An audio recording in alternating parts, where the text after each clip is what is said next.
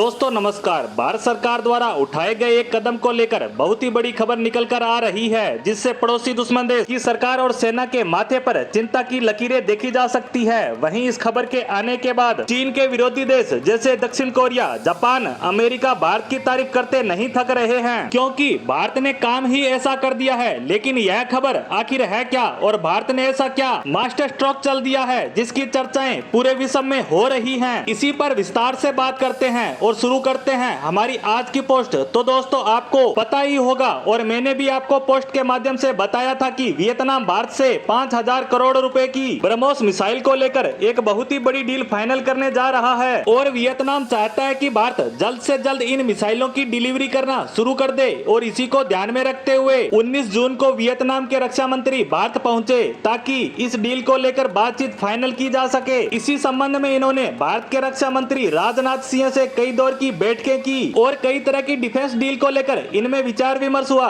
जिनमें ब्रह्मोस मिसाइल भी शामिल थी। लेकिन पूरी दुनिया तब हैरान रह गई जब इस बैठक के अंत में दोनों देशों द्वारा स्टेटमेंट जारी किया गया, जिसमें भारत के रक्षा मंत्री राजनाथ सिंह जी ने एक ऐसा ऐलान कर दिया जिससे चीन सहित पूरी दुनिया में तहलका मच गया। उन्होंने ऐलान किया कि भारत वियतनाम की समुद्री सीमा की सुरक्षा को ध्यान में रखते हुए एक मिसाइल कार्वेट यानी मिसाइल युद्धपोत एज ए गिफ्ट देने जा रहा है और ये कुकरी क्लास का युद्धपोत होगा। आपको बता दें कि इसकी घोषणा जैसे ही भारत में हुई पूरे वियतनाम में खुशी की लहर दौड़ गई। वहां के मीडिया हाउस भारत की तारीफों के पुल बांधने लगे। इसका कारण है कि पिछले कुछ सालों से चीनी सेना और सरकार वियतनाम को काफी ज्यादा परेशान कर रही है, क्योंकि वियतनाम और चीन की समुद्री सीमा आपस में जुड़ी हुई है। इसके अलावा दक्षिणी चीन सागर का एक बहुत बड़ा इलाका वियतनाम के हिस्से में आता है और यही इलाका वियतनाम के लिए लाइफलाइन माना जाता है, क्योंकि वह इस इलाके में बड़े पैमाने पर मछली पकड़ने का काम करता है, जिससे वहां के हजारों लाखों लोगों को रोजगार मिलता है। लेकिन चीन की नौसेना उन्हें इन इलाकों से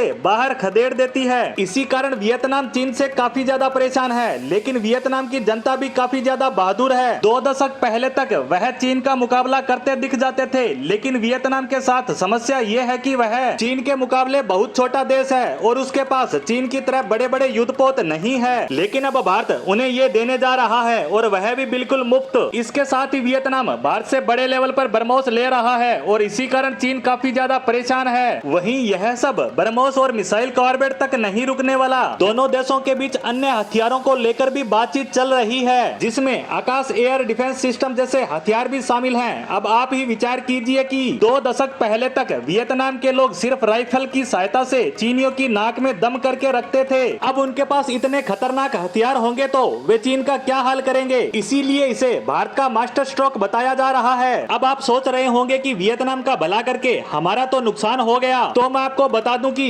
INS कृपाण 1991 से भारतीय नौसेना का हिस्सा है और इन 32 सालों के बाद इसने भारतीय स्टैंडर्ड के अनुसार अपनी सेवाएं पूरी कर ली है। लेकिन वियतनाम इसे लंबे समय तक काम ले सकता है, जिसके साथ ही वियतनाम इसमें लगने वाले हथियार खरीद कर इसको देने से हो रहे छोटे नुकसान की भरपाई कर सकता है। इसी के साथ भारत